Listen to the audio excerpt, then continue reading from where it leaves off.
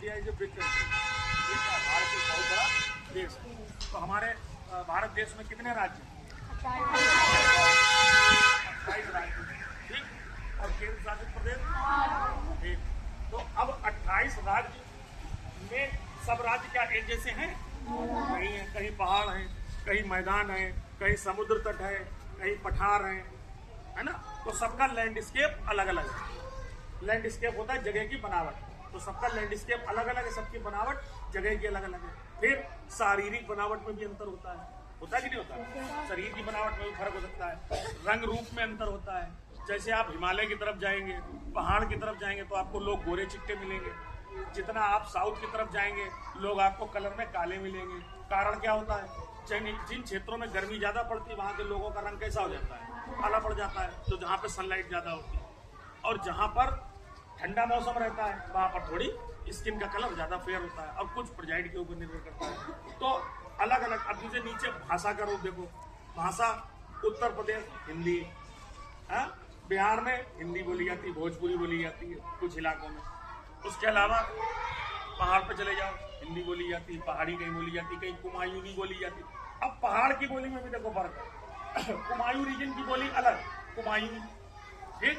और अगर गढ़वाल में चले जाओ, गढ़वाल की बोली थोड़ी अलग हो जाती है, गढ़वाली हो जाती है। ऐसे ही आप अपने क्षेत्र में देखो, आपके शाहजहांपुर की भाषा अलग, अभी बदायूं चले जाओ भाषा अलग, अभी लखीमपुर चले जाओ भाषा अलग, लखनऊ चले जाओ और अलग, जौनपुर चले जाओ और अलग। तो क्षेत्र के हिसाब से भाषा बढ़ रही है।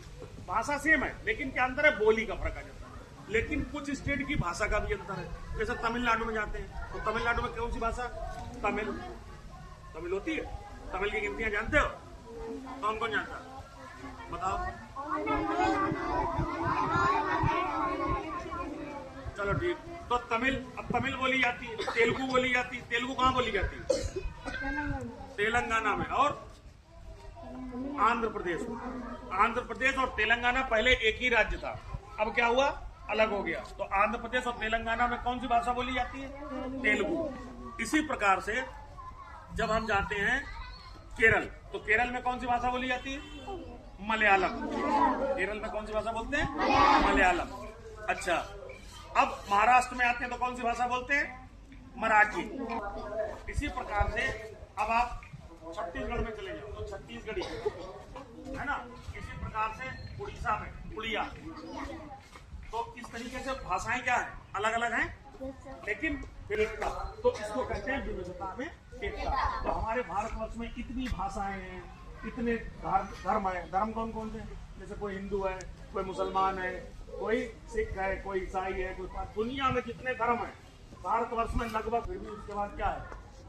सब एक, सब क्या है? भारतीय है। तो इसको हम कहेंगे एकता, अनेकता में एकता। किसी रिश्तेदारी में जा रहे हैं तो क्या कर रहे हैं? यात्रा कर रहे हैं। अगर हमको कहीं किसी काम से जाना है तो हम क्या कर रहे हैं? यात्रा कर रहे हैं। लेकिन अगर हम किसी जगह पे घूमने के लिए जा रहे हैं, घूमने का मतलब क्या होता है? जैसे अपना छुट्टियां बिताने जा रहे हैं, घूमने जा रहे हैं, हमें जैसे हरिद्वार जाना है तो हरिद्वार में हम गंगा नहाने जाएंगे, भाई दर्शन करेंगे, घूमेंगे फिरेंगे, अपना ये करेंगे। ऐसे बनारस जा रहे हैं तो हमने कहा भाई शंकर जी के भोलेनाथ दर्शन करे, गंगा जी में बोटिंग करी, इधर गए उधर गए, घूम के आए। ये क्या कहलाता है? ये है पर्यटन। तो जो पर्यटक होता है वो टूरिस्ट होता है। तो समझ में आ गया? ट्रेवलर का मतलब जो यात्रा करता है, और टूरिस्ट का मतलब जो क्या करता है। बिल्कुल सही।